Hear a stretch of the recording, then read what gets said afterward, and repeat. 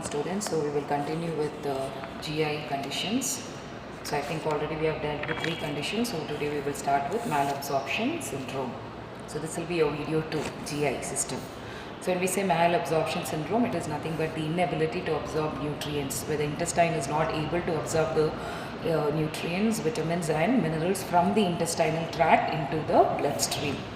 So we'll see the definition. So malabsorption syndrome is the inability to absorb nutrients, vitamins and minerals from the intestinal tract into the bloodstream. So next we will see what could be the various causes leading to malabsorption syndrome. So many things can lead to malabsorption syndrome, from certain diseases to infections or birth defects. So in associated conditions of GI problems also, there are chances for the child to end up having malabsorption syndrome. So the possible causes would be like, it can be because of the damage to the intestine from infection, inflammation, trauma or surgery, prolonged use of antibiotics. So this prolonged use of antibiotics actually it weakens the GI system, leading to malabsorption syndrome, and other conditions like celiac disease, Crohn's disease, chronic pancreatitis or cystic fibrosis. So when we say celiac disease, we will be again seeing it in detail. Then Crohn's disease, chronic pancreatitis, all these are GI conditions. But when we talk about cystic fibrosis, this is a respiratory disease. Already we have seen where there is a copious secretion that happens in the lungs, right? And there is a destruction of the alveoli, and because of this we get to see that there is a copious secretion in various glands which is secreted. So that again can lead to malabsorption syndrome, because in GI also there is a copious secretion. So this hinders the absorption of the nutrients. And then we have lactase deficiency or lactose intolerance. So this is a condition when the baby is not able to tolerate with the lactose, and it leads to again diarrhea, severe abdominal cramps and pain in the child. So how do they treat this? So mother will be given medications. So this lactose, when the mother is breastfeeding the child, will not be, it will be hindered, so that the baby will receive the milk without the lactose in it. So that has to be identified also. So early cases we have to see why the baby is not gaining weight. Okay, and any GI disorders, like if the child has got vomiting or the child is having diarrhea, and the child might cry, and that can be because of the abdominal pain, which has to be identified at the earlier stage.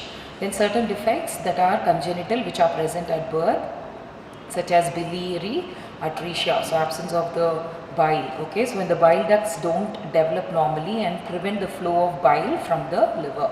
Then you have diseases of the gallbladder, liver or pancreas. Then parasitic diseases, and then because of worm infestations also, and then radiation therapy, which may injure the lining of the intestine. So early stages of the child is into severe leukemia, okay, in cases where the child has to undergo radiation therapy. So that can lead to malabsorption syndrome in the baby. Then certain drugs that may injure the lining of the intestine, such as tetracycline, colchicine and cholestyramine, and also already we have seen use of antibiotics also leads to malabsorption syndrome. So the syndrome may also be caused by digestive problems. Your stomach may not be able to produce the enzymes it needs to digest certain foods, on your body may not be able to mix the food you eat with the enzymes and acid produced by your stomach. So in any conditions where the gastric juices are unable to be produced, okay, that can also lead, because it is very much required for the absorption of the food, the nutrients. So in that case, if there is any hindrances or if it is associated with any lack of enzymes, can also again lead to malabsorption syndrome. So these are the very common causes what we have seen. Next we will see with the rare causes that can lead to malabsorption syndrome. So there are some uncommon disorders that can result in malabsorption. So we'll see what are those. One of these is called as short bowel syndrome. So with this condition, the intestine is actually shortened. This makes the intestine less able to absorb the nutrients. So in the short way it is also called as SBS, that is short bowel syndrome. It can be a birth defect or it can be caused by surgery. So where a part of the intestine has been removed, as we have seen yesterday, right, in the earlier videos, like how anastomosis will be done in case of megacolon. So this megacolon is a absence of ganglionic cells that is required. So if it is not there, we see how the intestine gets swollen, leading to megacolon. So in this case, the surgery itself is anastomosis. They have to cut down the affected part and the end part would be anastomosed, that is they will be sutured together. So again what happens here, the intestine is shortened. So in this condition again the baby can or the child can end up having malabsorption syndrome. So the other condition already we have seen is also like strangulation. So because of the strangulation we have already seen that it can lead to necrosis, right? So if there is a necrosis again, that intestine has to be cut, right, and anastomosis has to be done. So in this case it can happen either in large intestine or in the small intestine. So again there are chances for the intestine to be shortened. So these are also various, and these are rare cases where the baby can end up with malabsorption syndrome. Then certain diseases may cause malabsorption. These include tropical sprue, a condition most common in Caribbean, India and other parts of southern Asia. This disease may be related to environmental factors such as toxins in food, infection or parasites. An even rare potential cause of malabsorption is Whipple's disease, which is a result of bacterial infection. So when we say Whipple's disease, this is mainly caused by the bacterial infection which hinders the absorption of the nutrients into the body. It actually nullifies the action of the small intestine secretions of the hydrochloric acid or the other enzymes. And we also see in southern Asia as well as in certain countries like Caribbean, India, right, which is called as tropical sprue, which is actually it is a disorder which is caused mainly because of the environmental factor, where toxins can be present in the food. In the environment itself, if the food has got these toxins, then it can lead to, or it can be because of any kind of infection, or which is caused because of the parasites. So that can lead to malabsorption syndrome, which is called as tropical sprue and Whipple's disease. Whipple's disease is mainly caused by the bacterial infection. So these are the rare cases where the child can end up having malabsorption syndrome. So next we will go to symptoms. So we will see what are the various symptoms associated with the disease. So we know that why we should know the symptoms, because it is always easy to identify and treat at the earliest in order to prevent further complication to the individual or to the child. So we have to recognize the symptoms of malabsorption syndrome. So symptoms of malabsorption syndrome are caused when unabsorbed nutrients pass through the digestive tract. So what happens even when the food is consumed by the baby, so the nutrients is not absorbed, okay, and without the absorption it will be entering into the digestive tract. So in this case we will see that the child also will be having symptoms, but which might differ depending upon the specific nutrient which are not absorbed properly. So what could be the other symptoms? These symptoms are a result of deficiency of that particular nutrient which is caused by poor absorption. For instance, you may have the following symptoms if you are unable to absorb fats, proteins or certain sugars or vitamins. So when we talk about fats, proteins, certain sugars and certain vitamins, we will see what could be the various symptoms that will be found in the baby. So based upon these symptoms, we will be able to understand which kind of nutrient is being unable to be absorbed by the intestine itself. So fats, so we can see that there is high colored, foul smelling stool that are soft and bulky. Stools are difficult to flush and may float or stick to the sides of the toilet bowl. So when you want to try to flush the fecal matter, what exactly happens here is, because of the fat content that is there, it is still sticking to the plate, plates of the latrine, okay. So we can understand, and if it is very soft and then you see it is floating, it is foul smell, we get to understand that fat is not being absorbed, okay, into the body. So if in case of protein, we will always see that the child will have dry hair loss will be there, or fluid retention will be there. And we know that when fluid retention is there, it is very easy to identify that the child is having edema, okay, and swelling. So I hope you remember about anterior fontanelle and posterior fontanelle. So anterior fontanelle here, when you assess, you will also know that there is a bulge. So anterior fontanelle, as we have already seen, Okay, it helps in assessing if the child is into dehydration or if the baby has got fluid collection. So you can also see that there is a bulge in the anterior fontanelle. So certain sugars you may have bloating, gas or explosive diarrhea.